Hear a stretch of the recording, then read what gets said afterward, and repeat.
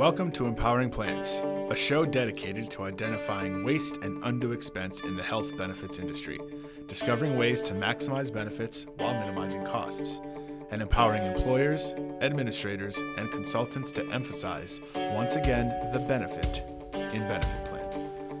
Today's episode is brought to you by the Phia Group, empowering plans since 1999.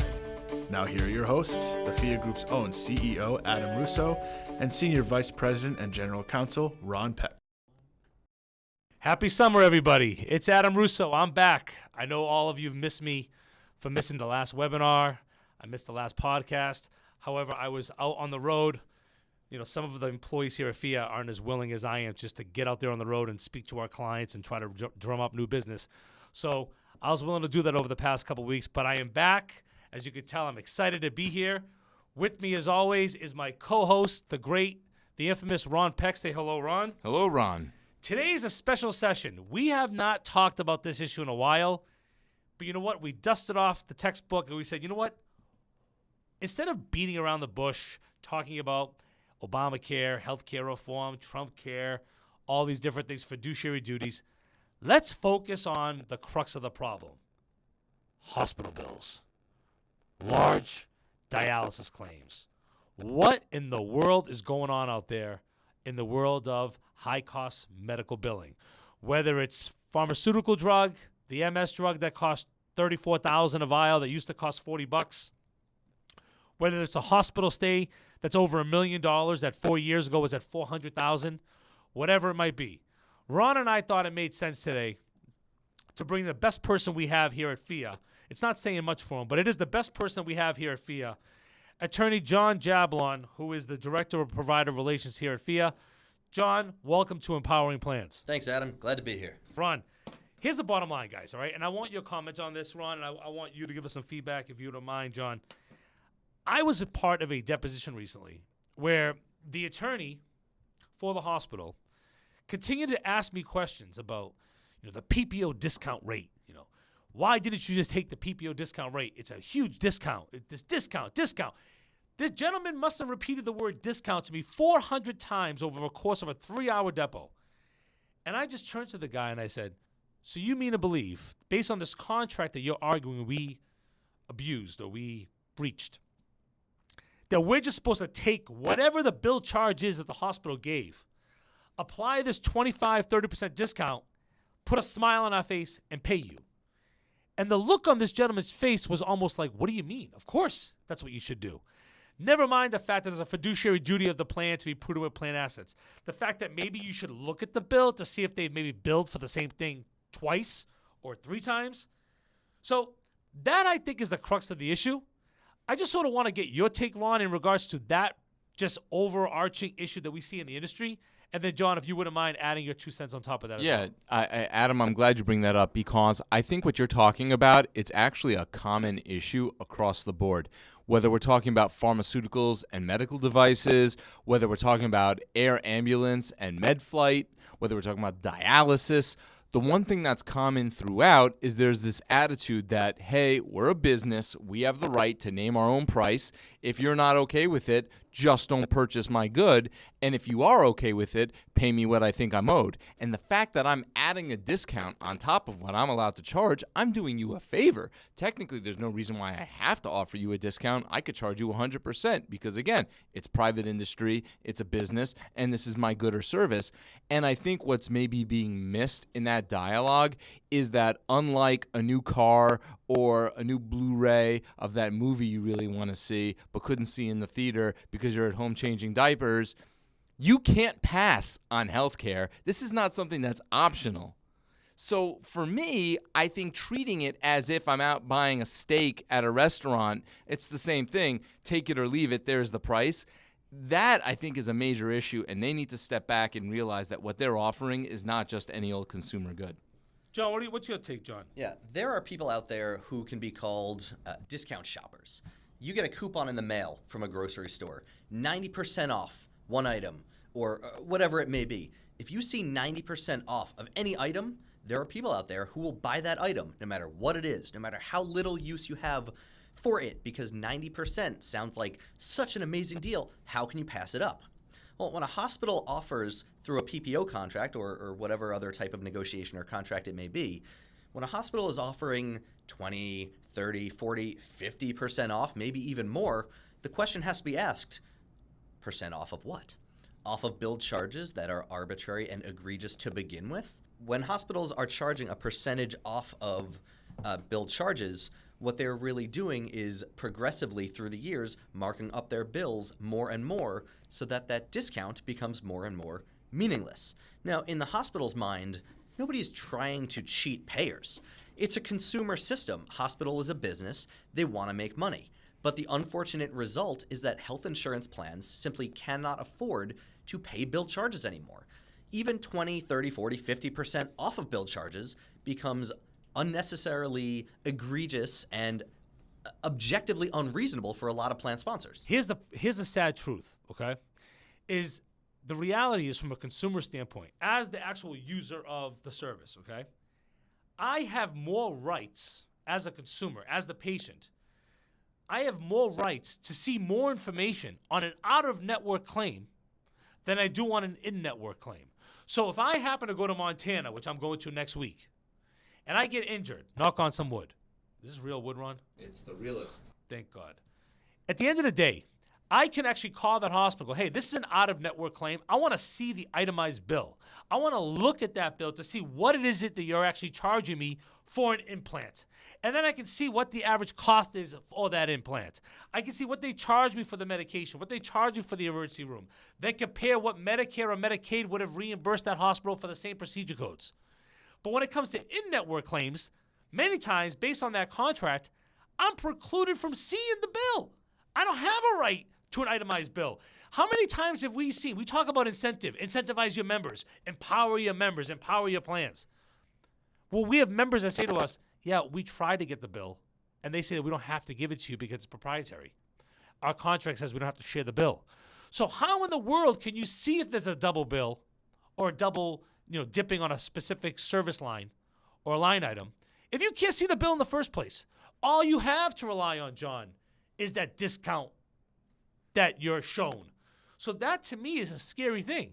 We're almost better off on out-of-network claims than in-network claims when it comes to actually being able to negotiate that claim. So, John, $1 million question. What in the world can we do to try to alleviate this issue? What can we tell self-funded employers they can do to try to empower themselves to take advantage and see what solutions are available out there in the industry? Great question. A lot of that depends on the specific documents in play, primarily the plan document and, of course, a network contract, if there is one.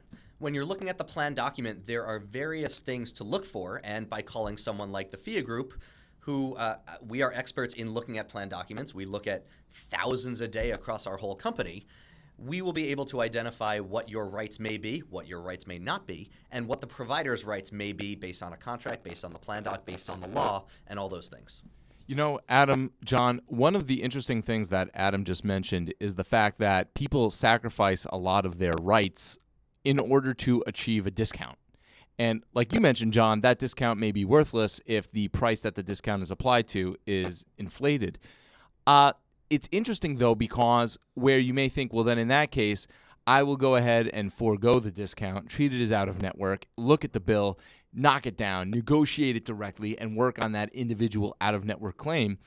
One of the responses that we're starting to hear now from providers that in the past they would box us in with a contract is to now argue, well, okay, if there's no contract and it's out of network, you're still going to have to pay whatever I want to charge because of these new federal rules regarding the maximum out-of-pocket. In other words, they're arguing that the patient can only be responsible for a certain amount of money, and everything beyond that I charge, whatever I want to charge, the plan is forced by federal law to pay that amount. So you'd be wise to take a discount. Otherwise, you're going to pay 100%. I believe that that's a misreading of the rule. But, John, I don't know if you're seeing that argument coming out of the industry and what your response is to that. Absolutely. There are a couple of different approaches. One is for ordinary out-of-network claims. When a plan does have a network, but a member chooses to go out of network. When we see that argument in that context, it's a much different animal from, for instance, a full reference-based pricing plan. So I'll cover those briefly one by one. When it's simply an out-of-network claim and the patient did have options to go in-network but chose not to for whatever reason, maybe the patient's on vacation, maybe the patient's favorite hospital that she's been going to for 30 years is out of network. Either way, if the member had options to go in-network, we are not aware of any regulations whatsoever that would require a plan to count the maximum out-of-pocket towards that balance billing. So in other words, if a patient incurs a balance bill of $20,000 because the plan could only pay what the plan could pay based on what the SPD says, the provider has no leg to stand on whatsoever to argue that the patient cannot be balance billed that amount and that the plan has to just pay up. It's not a thing. On the other hand, for a reference-based pricing plan where patients have no options whatsoever except to be balance billed, the regulators have begun to say that health plans are not allowed to let patients be balance billed the full balance bill amounts unless they had some choice of providers. And that is where network adequacy becomes relevant. And the regulators have essentially said that if you're signing contracts with providers, whether through a narrow network or direct contracts just with a number of providers, that is always a best practice to take, because if there are no contracts whatsoever, the plan is going to have to settle claims and can't let patients be balance billed for every claim just because they have no choice. So what do you think in regards to arguments that people like to make that should you do reference-based pricing in Colorado, or is it better to do it in Kentucky? Are there some states that are just better than other states when it comes to balance billing? We get that question a lot, actually, and it's kind of funny because there are certain conceptions about state laws and federal laws and how they apply in certain situations, but at the end of the day, there's no state that has prohibited balance billing. There's no state that has really set limits on provider billing. I mean, until some legislature really decides to kind of take its job into its own hands and pass a law that it knows is going to upset a lot of people, a lot of constituents, meaning doctors and hospitals, et cetera, there's no real state that has an advantage or a disadvantage over or under any other. Well, there are certain states, like Maryland, for example, where you're not going to see some of these surprise bills because they're limited or they're required to follow certain rules in regards to how much they can actually charge. It doesn't do anything or negate the balance billing aspect, but you're not going to see $1 million claim at Johns Hopkins unless it's really $1 million claim. Right. I mean, there have been certain controls regulating charge masters, but in large part, and this is something that is a bit unfortunate for our industry, in large part, whatever the charge master says, the state just kind of rubber stamps it. So they approve it. So would you actually say the charge master price is the fair value or the fair price for a particular service? I would certainly not say that. So it's interesting because as we're talking about this, we're talking about balance billing that's coming from a plan who's saying, hey, I'm not going to pay that charge master amount that you're talking about. I'm going to pay the fair market value. And then on the flip side, the hospital is saying, well, I'm allowed to charge the charge master amount because the state rubber stamped it. And right now they're not saying that I can't. And it's interesting because we're looking at this from the perspective of the plan, reference-based pricing, Medicare-based pricing. But it seems to me when I crack open a newspaper or I look online and I see a article about balance billing, what am I seeing? I'm seeing stories about somebody who went to an in-network hospital. The claims were paid at the in-network rate, but the anesthesiologist or the plastic surgeon or some specialist that was there was out of network. And so amongst all these in-network claims, there's one or two out-of-network claims, and they're usually not even that big. And the patient had no idea about it. No idea. So Adam mentioned that choice. Surprise bill. I assume that's going to be the first sort of balance bill scenario that the states are going to want to address because it's the one that seems the most unfair to the common Joe or Jane. And then if that is what they're going to address first, is there an opportunity to piggyback the bigger balance bill issue on top of that? Is that the first step towards something greater? Do you think that's the first domino to fall? I definitely do. And you raise a good point, and you mentioned the word surprise billing. When some state legislatures have considered these, and by the way, many states have now passed surprise billing laws, which we can touch on in a minute, but it's worth mentioning that during the legislative discussions, people have brought up this exact point, that they kind of want to regulate balance billing, but they're not quite sure how, and payers are shorting providers, and there's all sorts of conflicting viewpoints. But one of the main things was, of course, patient protection.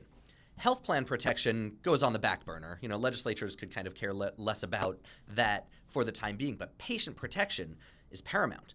So when patients receive surprise bills, meaning bills that they thought would be in-network but then suddenly turned out to be out-of-network, that is something that the states are starting to realize needs to be protected. So I think that you're absolutely right that this is a stepping stone towards a larger body of regulations, but we have not seen any evidence from any states that they are quite there yet. I still believe here at the Phia Group that what we need to do on behalf of our industry is to be proactive in these types of situations. So when you get a large bill, whether it's a surprise bill on an in-network claim or it's a large out-of-network claim or a large in-network claim, these are kinds of situations where plans and, more importantly, the patients, the participants, the employees within the employee benefit plan file declaratory actions, go to court, force the hand of the large hospital to say, prove to me, like we're seeing in Texas, that these charges are reasonable in the first place. That's when a hospital or a provider would have to open their books, John, open their books and go, this is why what we're charging is fair. Because there's easily arguments that we have all used, whether it's IRS codes, whether it's nonprofit hospitals, whether it's out-of-pocket maximums, whatever it might be. There are a lot of arguments that we can use to minimize what is actually paid. But what we've not talked about at all, and which I think is a huge emphasis for the future in regards to litigating this issue, is limiting, like Maryland has in many situations, what the provider is actually able to bill you in the first place for certain things, so that we're not negotiating 80% discounts or trying to negotiate Medicare plus 20, but actually receiving a fair market value for a price. And then seeing what we could do to negotiate and lower that price, whether it's based on volume, a quick payment, electronic payment, whatever. One last question I want to ask both of you. I'm going to ask this a very simple question, very simple answer. If you had a choice on any claim, and I'm not going to pick out a specific type of provider or service or anything, and you had a choice on this piece of paper here, this one claim here, I'm not going to say how much money it is, I can give you a 40% discount or the ability to negotiate. Ron, I'll go to you first since you're not our special guest. You're just here all the time. Yeah. Which one would you choose? I would prefer to negotiate. I know that there are a number of issues out there that providers don't want to have to deal with. They don't want to pursue patients. People say they balance bill because they want to. No, they balance bill because they have to. And if you can give them an alternative, they're going to grab it. Things like electronic payment, prompt payment, steerage. I know there are a lot of things above and beyond just the dollars and cents that I can use that the provider values. I can engage them not as an opponent, but as an ally, and not only negotiate that claim, but also work out a deal for the future so I never have to deal with this again. Nice answer. John? Well, at the risk of sounding repetitious, I absolutely agree with Ron. You always want to negotiate rather than take the set discount. It's worth mentioning that taking the 40% network discount is certainly the safe option. Signing a network contract is about as safe as it can possibly get. You're guaranteed there's no balance billing. That's what we all want, right? Well, sure. But if you have no balance billing, but your plan goes bankrupt, well, that doesn't help anybody. Well, I want to say great discussion, great back and forth, great feedback. I want to make sure on behalf of Ron Peck and myself and our great guest, Jon Jablon, thanks to all of you for tuning in again to this great Empowering Plans podcast. As always, feel free to reach out to us at PhiaGroup.com or go on iTunes and find the Phia Group podcast. We're there as well. On behalf of John, Ron, and myself, thank you so much for being here, and thank you for empowering your plans.